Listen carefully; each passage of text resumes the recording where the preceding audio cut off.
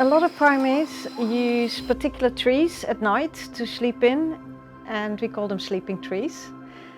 They tend to be really tall trees, often mature, older trees that are very stable, but also stick out a little bit beyond the rest of the canopy so that the animals are a little bit safer from predators. The area that we work in Indonesia has been logged selectively in the past. When people selectively log forests, they often take out the biggest trees, and they're often of the most expensive wood. And those are exactly the kind of trees that the primates select for their sleeping trees. I've been looking at sort of human impacts on the forest, focusing on an area that was selectively logged in the sort of 70s up to the 90s. There's a lot of sort of variation within that forest compared to what you'd get in sort of primary forest that's less impacted by people, where there's things like canopy gaps where a lot of the big emergent trees have been taken out of the forest. And that's led to quite a lot of changes, not just in the sort of actual structure and of the vegetation within the forest, but also changes within the climate. And that's had a bit of an impact on the animals. So some of the work that I've done as part of my PhD, I've found that these animals are avoiding areas where it's getting really hot at certain times of day, when the sun's at its highest and there's more solar radiation going into the canopy in that area. So the maximum temperature is getting a lot hotter, and found that they're not using those areas as much because it's getting too hot for them, basically.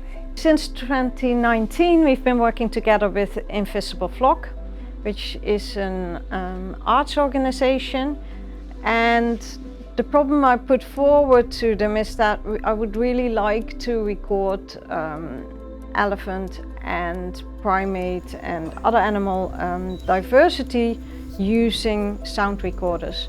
So Invisible Flock created this system. The recorders contain 2 microphones, so we can record in stereo.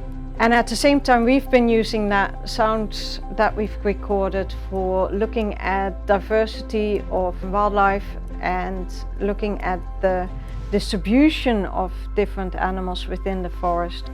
So it's really a huge data set that we've collected, and we're still analyzing a lot of it, but it allows us to not just show whether particular primates are calling in the morning or whether particular animals are calling, but we can also create a soundscape.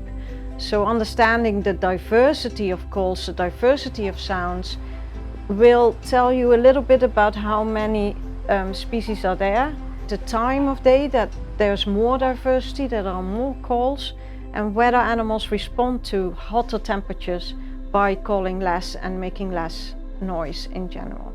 We're hoping that we'll be able to provide some of the information that people like Forum Konservasi Loiser and Rudi Putra need to be able to sort of plan proper management strategies that will work in the long term. So being able to mitigate against some of the impacts that human activities are having on wildlife, but also just also mitigating against things like climate change, so that we can protect those species in the future. I've been going to the Indonesian forest since 1993, and I basically just completely lost my heart to the forest. I absolutely love walking around in the forest. It's amazing to see the wildlife. Sometimes you have a hard day and you don't see anything or anything special, but you just sit down and you look around you and there's all kinds of things still happening, and it's a beautiful place to be. I'll kind of never forget the first time I saw an orangutan in the wild. It's a really incredible position to be in, because it's something that a lot of people wouldn't ever get that opportunity to see them in their natural habitat. So yeah, it's really special.